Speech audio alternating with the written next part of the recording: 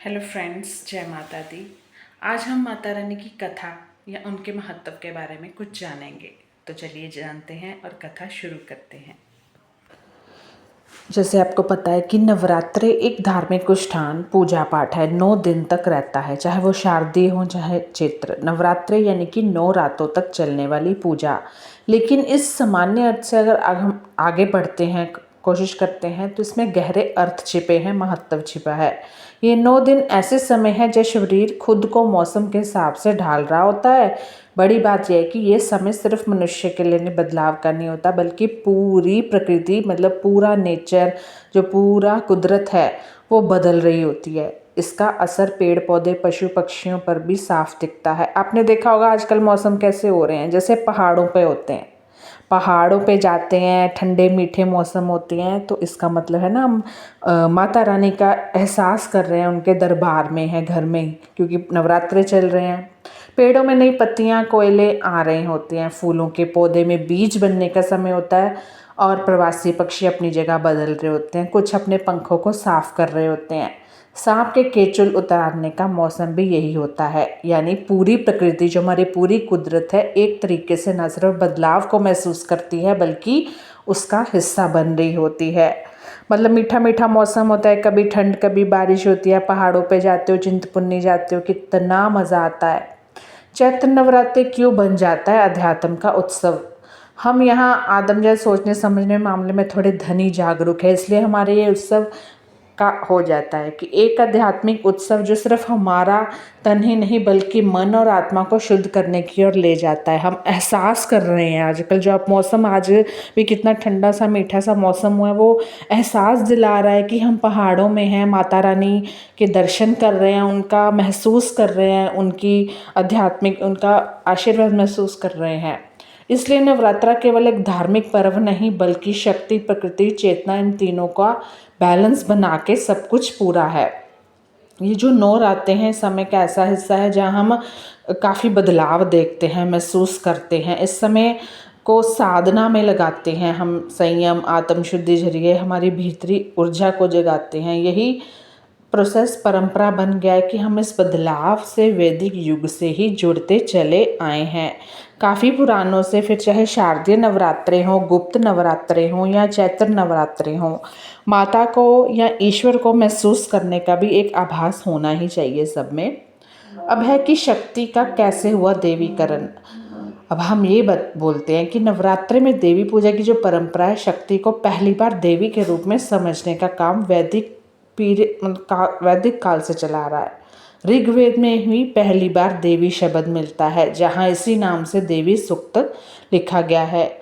देवी सूक्त ऋग्वेद 10.125 में देवी की ओर से कहा गया है, मैं रुद्रों, वसुओं, आदित्यों और विश्व देवों यानी कि देवताओं के रूप में विचरण करती हूँ।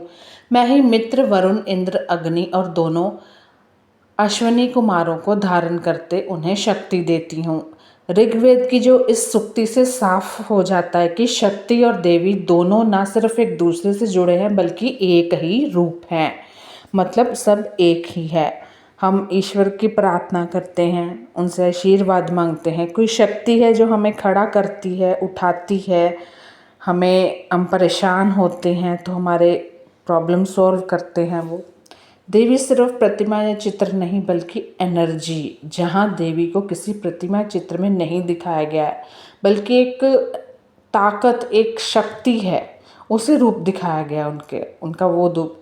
वही मूल दर्शन आगे चलकर नवरात्र की साधना का आधार बनता है। इसी तरह ऋग्वेद के रात्रि सूतक में रात के समय को भी देवी का रूप माना गया। यानी जब सारा संसार अंधेरे में सोई हुई अवस्था में होता है, तब देवी यानी रात, निशा सभी का संरक्षण और पोषण करती है।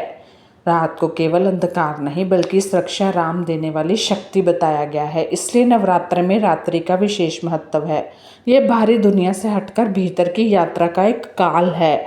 हम सो रहे होते हैं, कौन सी शक्ति हमें सुला देती, हमें जागती हैं, हमें आगे बढ़ते हैं, हम महसूस करते हैं कुछ चीज़ें, है ना।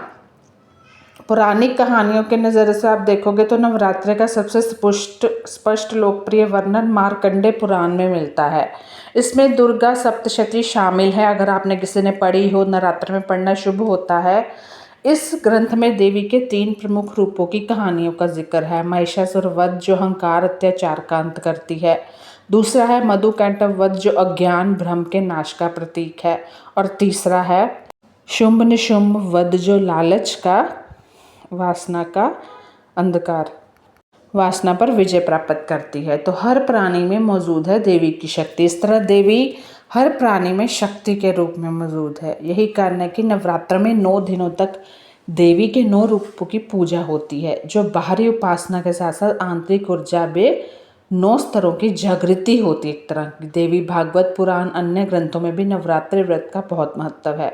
हर वर्ष नवरात्रि का व्रत करना जीवन में संतुलन शुद्धि लाता है। वही कालिका पुराण में माघ और आषाढ़ मास के नवरात्रों का उल्लेख मिलता है, जिन्हें गुप्त नवरात्रे कहते हैं।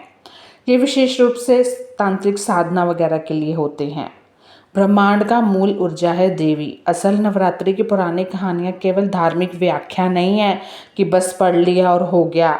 इसमें गहरे मनोवैज्ञानिक संकेत हैं। देवी असुरों के बीच होने वाले युद्ध है, मनुष्य के भीतर चल रहे अंदरूनी टकराव का प्रतीक है। महिषासुर अहंकार में था, है ना, शुंभ शुंभ लालच में, वासना में, जबकि मधुकैटभ भ्रम अज्ञान में था।